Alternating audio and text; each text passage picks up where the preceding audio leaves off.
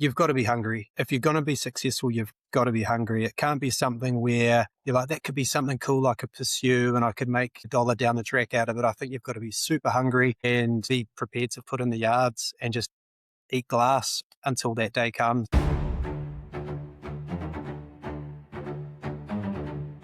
Hey, what's up, everyone, and welcome to the Fireside podcast. I'm your host, Chris Turkington, and today on the show, we're very lucky to have Rick Agraval. Rick's an Auckland-based entrepreneur, and he built and exited successfully the meat box. So we're keen to dive into it with Rick today and learn a little bit more about his experience through all of that. But I guess first, welcome, Rick, and thanks for coming on, man. Thanks so much for the intro. That was fantastic. Pleased to be here. Pleased to get into it and talk some shop. So when you started the meat box, did you always sort of know you were going to be an entrepreneur, or is that like a mindset shift you had at that point in time? Or talk us a little bit through that. Yeah, sure. I guess, like they say, behind every entrepreneur is probably about 2 or 3 failures. So not to say that we had failures prior to the meat box, but have always had that entrepreneurial kind of DNA. In the sense, grew up, mum and dad were fairly entrepreneurial as well. So always looking at how you could start a side hustle or do something over and above what you currently had as your bread and butter. So yeah, did a few things, had a studio gym for a while with my wife, did that, had kids, and then all of a sudden moonlighting in the evenings and starting early in the mornings didn't quite jive with that lifestyle, business lifestyle. So so went back to the knitting and so then jumped into the meat box, but certainly wasn't the first foray into starting a business. No. And you hear that a lot, eh? Like it's really common for people that have done very, very well to strike out a whole bunch of times. Often, like, that's where your character's forged, eh? That's where people are hardened during those tough periods. How was that for you, striking out, failing, whatever you want to call it? How was that for you? And what did you learn from that, do you think?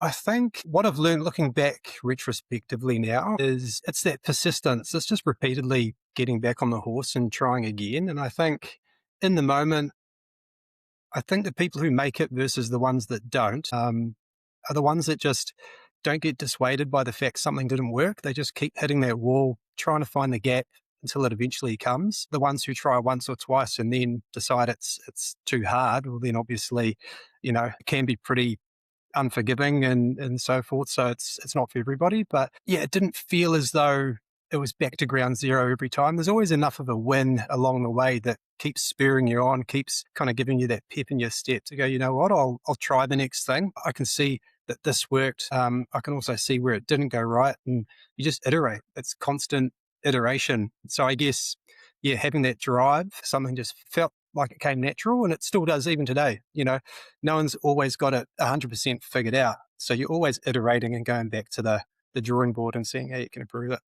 Yeah. And that reframe around like looking for the positives or the wins, as you sort of put it before, is that something that's always come naturally to you, Rick, or is that something you've had to train, or what do you think about that?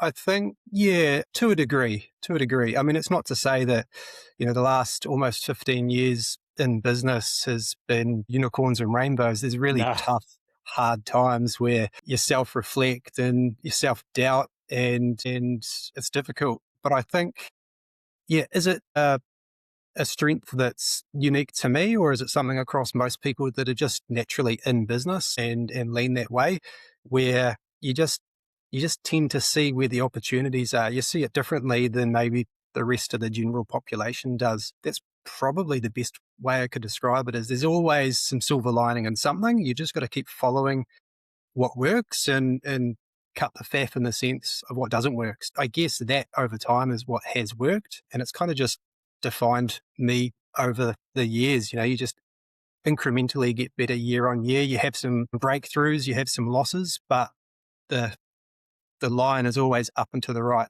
over time, which is the main thing. Yeah, I like that. And I heard somebody else, I can't remember exactly who it was, they're talking about if you look in like your time horizons are too short, then it's really easy to get discouraged, but much easier to connect the dots looking backwards. And if you take like longer time horizons, you see the blips for what they are. It's like there'll be a few blips, but over time, the graph's trending upwards if you have enough self-awareness to sort of zoom out and look at it over a longer time. That's right. Yeah, 100%. I think it's like how they describe the share market. If you're playing the share market with a 12-month time horizon, it's going to cause you all sorts of sleepless nights. But if you actually park your money there, chip away at it over the long term, when you look back when you're in your 60s or 70s, you'll be absolutely wrapped with what you've achieved. So it's not too dissimilar. Yeah, you're right. Yeah, 100%. And I'm going to assume, like during these failures and this road that you've walked, Rick, you've had some difficult times. How did you lead during those difficult times? Did you have intentional strategies that worked for you, or was it more like a natural, authentic pivot, or how did you sort of go about doing that? Blend of the both, I think, is the easiest way to describe that. One example comes to mind. That was probably panic, but had to lead, had no choice. And then another example that comes to mind was it was strategic, it was intentional, and well thought out. So that first example was very early days. Although we've achieved great things with the meat box, and since then, it wasn't the best product to be sending via an e-commerce model. It was heavy, it was chilled, it was perishable, all of the things that you don't want to be doing if you're an e-com. And it was not long after kicking off and starting to see some scale, some green shoots that NZ Post, who were using at the time and continue to use, said, look, we've got no appetite for sending meat through the courier network. Massive exposure for us. We're not prepared to comp you guys if things go wrong, and we're not geared up for it. So you're going to have to go through a same day offer, whether that's our 1 day a week offer we do on a Sunday evening, which the cost to do that was 4 or 5x of what we're paying. And we already had thin margins to start with. So the idea of going, okay, great, let's use that, gave me nightmares because it just meant the business didn't make a profit, couldn't fund growth, etc. It stopped before it even really got started. So that's where you get tenacious and you don't take no as an answer, and you go, you know what, I can see that your network has coverage across the whole country. When we do need to escalate something, you guys have really good visibility around where a parcel is in the network, and you can actually reach out to the depot or even the driver if you have to. So I'm like, there's actually an opportunity for both of us here. So any good negotiation is when both parties win. And I said, if we can actually stand this up and scale it, because this is where we see ourselves going in terms of our growth trajectory, you guys can then clip the ticket on another revenue stream or another product in your mix for chilled, perishable product. And we can continue to scale and partner with you guys. And met with sales managers, then general managers, and worked my way up the chain and sold it hard. Felt like I was on Dragon's Den or something every time, and just really let the enthusiasm with that commercial leaning come through, and really just push hard and not take no as an answer. Eventually, they said, you know what, why don't we do a perishable pilot program? We'll see how it goes. If we feel as though we're taking a hit and getting the raw end of the stick, we're just going to kill it. If it goes well, then we'll invest into it and we'll partner with you guys and support you on that journey. And to their credit, it went great and it exploded, and it's a viable channel for them even to this day. And we all know what happened 3 or 4 years ago, or longer now. So it was really beneficial that they had something like that in place. So that was a case of panic drove that. I had to make it work. I didn't have a choice. It was something I didn't see coming, which, hey, rightly or wrongly, obvious now standing here, how that was, a real miss from me. But at the same time, you settle up, you rip into it and make sure that you've given it every ounce of effort and left no stone unturned. The other example is probably something I look back on a little bit more fondly, where we started out with butchery staff, pickpackers, you name it. We had quite a large contingent of labour. And for a model that didn't have a massive opening margin, it was a bit of an anchor, to be honest. It really prohibited us scaling. And it also came with its pain points. Anybody who manages teams and staff knows that it's not always easy No. to manage that. So looking at the business and understanding, well, what were we doing well? We were doing the branding and marketing and customer acquisition aspect really well. We're doing customer service really well. We're over delivering to our customers and servicing them well. And we're doing the pick, pack, and fulfillment side of it really well, working with NZ Post. What wasn't our strength or what would stop us scaling? It's probably still buying pallets of premium meat product, breaking it down, portioning it, trying to make sure that we're getting the best yield on that and minimizing our loss so we actually spit out a profit at the end of the day. Mm. And that was a lot of noise on top of everything else that we were doing at the time that we were doing well. So that was a case of reaching out to our supply network and going, hey, look, we're at this stage now. We want to grow to this stage. We're looking for someone who can actually take this off of us without compromising quality and all those other things that we hold really dear because it is a premium product. Mhm. And we got a lot of no's. We got a couple of maybes and we got one yes. So we worked on the maybes and turned those around. Eventually, we got that really singing and humming along, which was a godsend because then about a year and a half, 2 years later, COVID happened, where we wouldn't have been Yeah. able to process full stops. So that was really a big, in retrospect, a big win for us, and glad we took that. You know, came up out of the parapet and just kind of looked at what was ahead of us and saw those risks and how we could potentially mitigate them, which we did. But again, a little bit of luck along the way too, which everybody needs because you get your share of bad luck too. Yeah, I think a good dose of luck never goes amiss. And hearing those themes from you, Rick, around persistence, we hear that with a lot of the people we speak with, just that dogged persistence and unwillingness to say no. And also almost a natural ability to reframe problems into like win-win type solutions, and which a win-win is the way to go. And obviously it's far more palatable generally for both parties. So yeah, it's cool to hear that that's whether you were doing that intentionally or not, that's kind of what was happening and what's allowed you to achieve what you have so far, which is that's really cool. I want to dive a little bit more into the pressure. You spoke about pressure, and no doubt you've had to deal with a lot of pressure in your time in business and as a father and what have you. How do you manage pressure? Great question. I manage pressure a lot better now than I used to. I think it's something that's a learned experience. I think to sum it up in one word is probably compartmentalize. Really take what's happening and kind of park it because there's always going to be other fires you need to put out while that thing is happening. And it's probably an easy way of describing it, but prioritize it, categorize it, and then break it down into bite sized chunks. And how do you eat an elephant?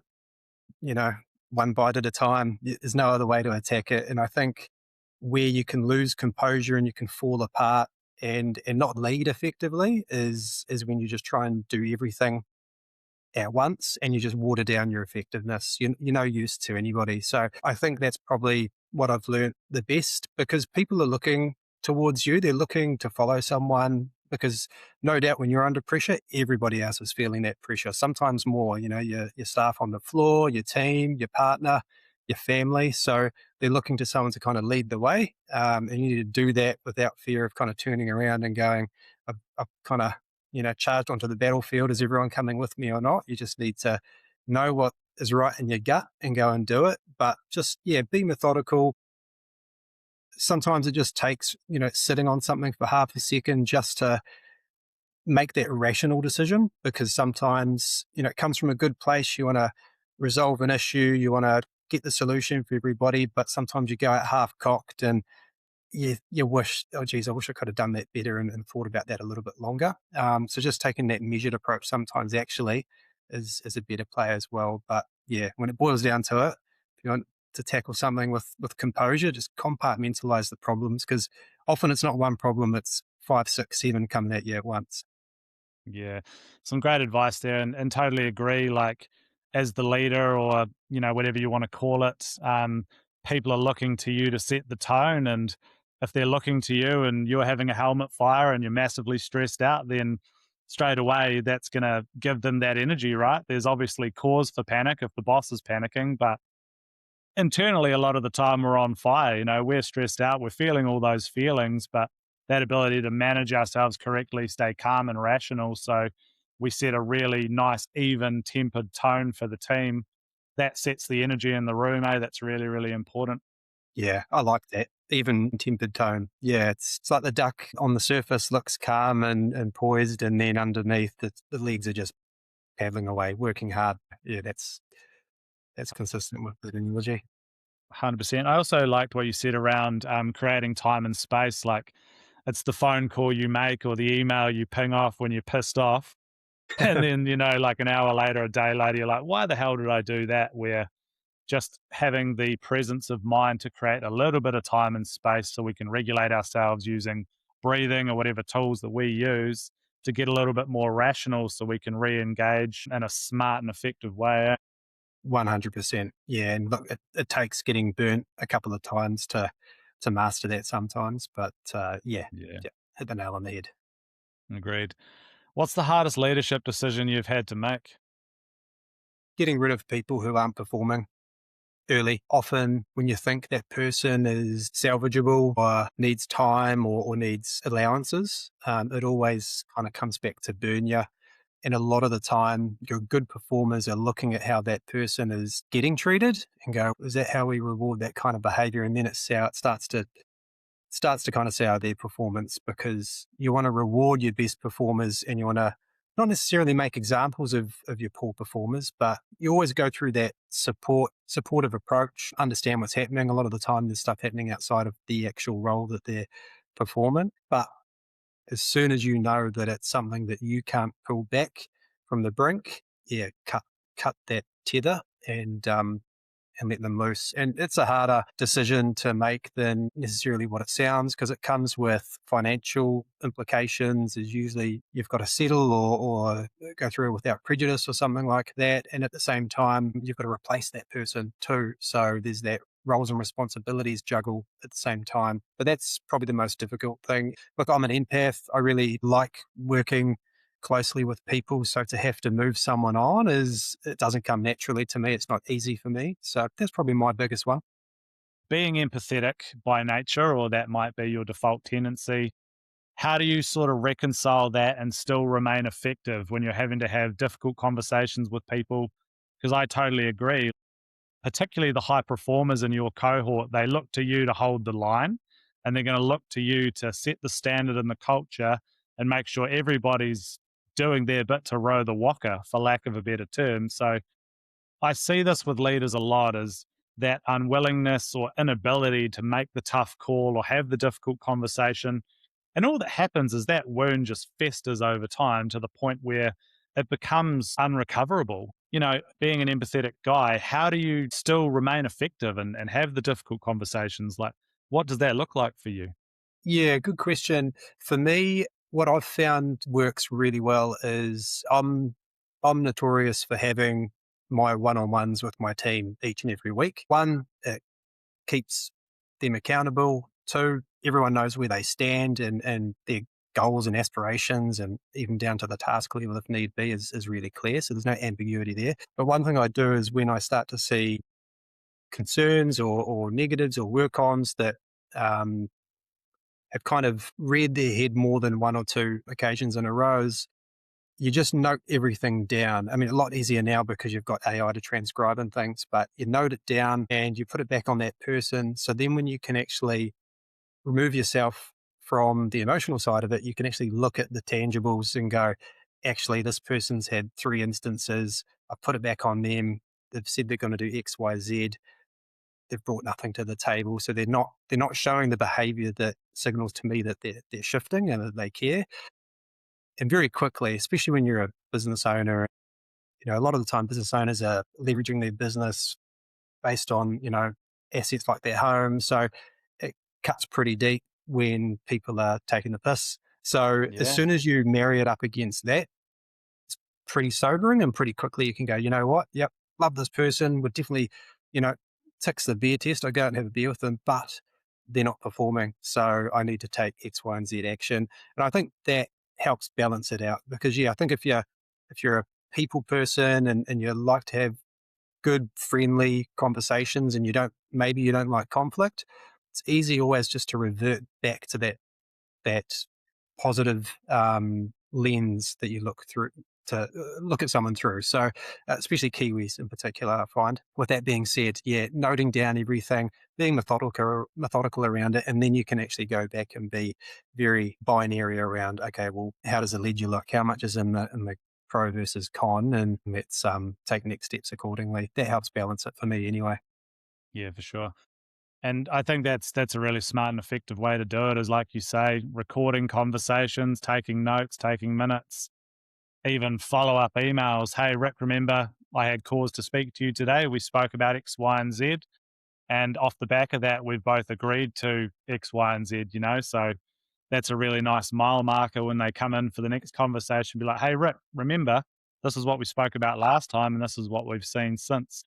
I've seen the opposite approach where, yeah, people do nothing and they capture nothing, and then they essentially don't have a leg to stand on. They can't provide any tangible examples or anything like that. So, yeah, That's it. Yeah, and I think anyone who's been through legal differences in business, which is more often than not just tends to happen. If it hasn't been recorded, if you can't reference it anywhere, well, it hasn't actually happened in their eyes. So all the more reason to just document and detail everything as you go along. Yeah. yeah, I totally agree.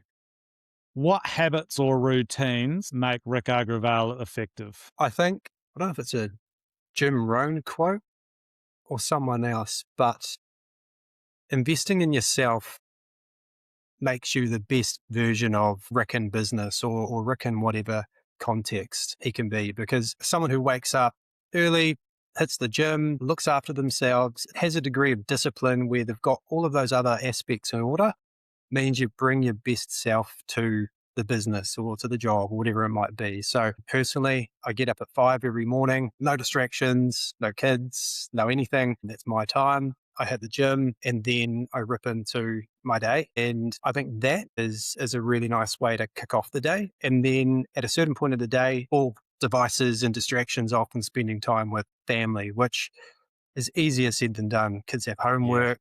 My kids are getting older. They're going to bed later, kind of leading into me and my wife's time. We like to hang out at the end of the day and kind of catch up. So there is all those things to contend with. But I think really ring fencing periods of your day, and knowing what they're for and defending those, I think is really important. So that for me helps.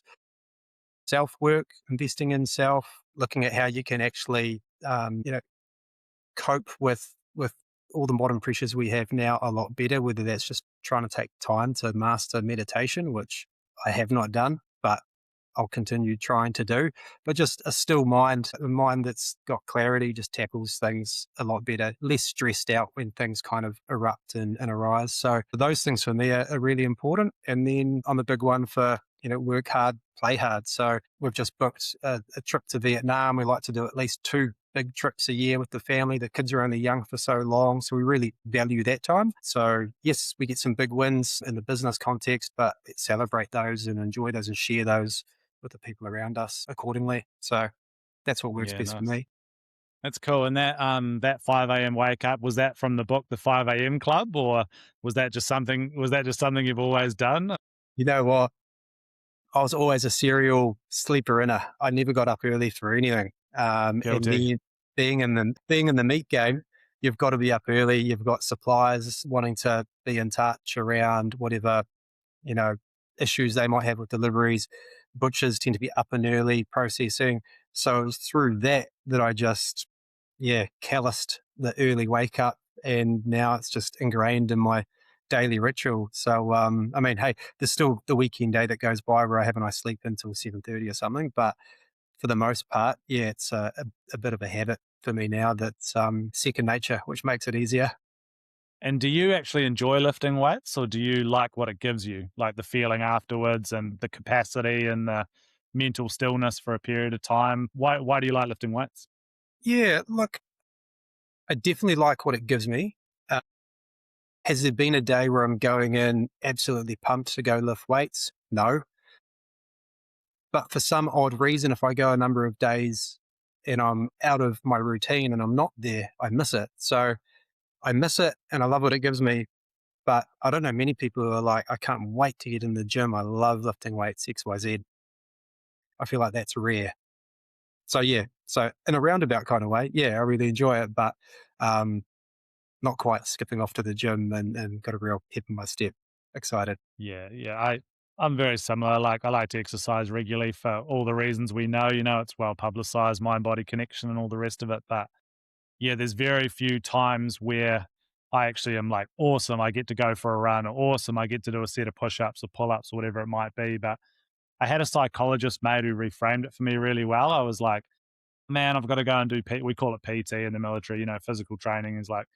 I was like moaning about it. Oh, I've got to go do PT. He's like, you're not going to do PT. You're going to go do mental skills training. And just like that reframe there, I was like, perfect. This is exactly what it is. The fact that I'm going, even though I can't be asked, is the thing. That's absolutely it. Yeah, totally. And I think also you need that balance, you need that equilibrium, and too much of one thing is a bad thing. So if you're never at the gym, if you're never putting that stress on your body, you're down the wrong end of the spectrum. You need to bring it back, and you need to be doing that daily stressor to keep you where you need to be. And it keeps the mind sharp as well. And it's also time where you're not at your desk or working on the business or being a dad or a husband. That's your time. So there's Yeah. something that's to be celebrated in a sense as well. Yeah, Yeah. Just doing something that's hard regularly, that makes you uncomfortable and forces you to deal with that. Like it's just so important. yeah, so true. Can I ask? This is one thing that am working on at the moment is that ability to ring fence time because I've got this addictive personality for productivity. And if I don't feel like I'm being productive, I almost get this feeling of guilt that goes with that. So, like trying to be really present with your wife and your kids and your family, but you're like, oh, I just need to get to that email or, oh, there's probably that message I need to get to. Like, how have you sort of navigated that? I always, it's a work on for me, ongoing. I think I'm still navigating it. I don't think I've come anywhere near mastering it. I think especially now where your life is in your phone and that phone goes everywhere you are. So we've got to Big be time. all the more disciplined to park it away while we're trying to have that quality time. I haven't got the right answer for you. I'm still trying to master it. I think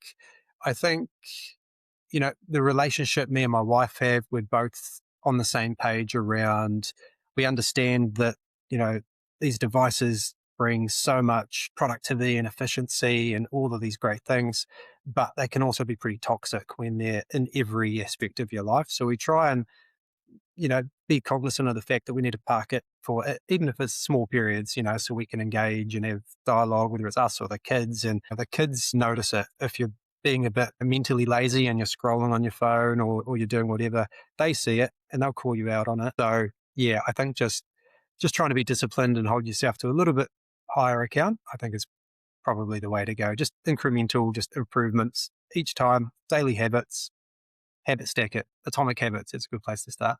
That's such a good book. Yeah, I had one of those sort of aha moments the other night as my 4.5-year-old daughter, she came up to me and she was like, hey, daddy, when you get off your phone, can we go and bounce on the trampoline? I was just That gets you as a dad. oh man, that stabbed me. I was like, Jesus, I've got to Yeah. do better here. Yeah, yeah, Yeah. yeah, So for true. sure. Hey man, we'll bring it into land. Like I could talk with you about this all day long.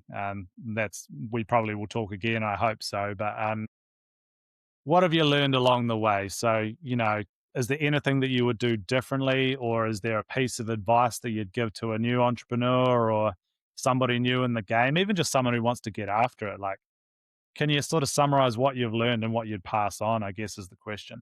Yeah, yeah. I think you've got to be hungry. If you're going to be successful, you've got to be hungry. It can't be something where you're like, that could be something cool I could pursue and I could make a dollar down the track out of it. I think you've got to be super hungry, and the ultimate marshmallow test. You've got to be able to just go without until a time horizon that's longer than a year, 2 years, whatever it might be, and be prepared to put in the yards and just eat glass until that day comes, because that's what it is in business ownership. When you're trying to break into a market or bring a product to market or define if there's product market fit, there's so many hurdles to get past before you're at a place where you're like, I've kind of made it. There's so many tripwires designed to stop you getting to where you need to be. So be unapologetically hungry. If you're young and you haven't got commitments like kids and partners and things like that, your 20s or even your late teens, that's the time to just burn daylight and just go deep um, on your craft or whatever it might be, and make those mistakes. You're not going to get it all right. You're going to be comfortable with the fact that out of every 10 tries, 9 are failures. Just be persistent, get calloused hands. Yeah, cutting your teeth on something. You'll learn along the way, and then you'll look back and you go, "Wow, I'm actually pretty equipped and pretty dangerous. I'm pretty commercially savvy." But you have to walk that path. You can't just land on it or fall on it. You've got to earn it. So there's no shortcuts. Yeah, invest in yourself. Bring value to the market. In my experience, direct to consumer, you've got to solve a problem. You've got to deliver value and solve a problem for people. And if they don't know what your product does like that, then you've got to go back to the drawing board, because especially now, you've only got a split second to capture someone's interest and attention long enough to let them know what you're doing. So I'd say those things in combination is probably the key thing. And you can't do anything on your own. You've got to build a network of people around you, people that have those shared kind of interests and visions, because you're gonna riff with those people. You're gonna, you know, opportunities are gonna come from that, but you're also gonna you're gonna work with people in some capacity along the way, and you want to work with people who you trust and want to work with you for the right reasons.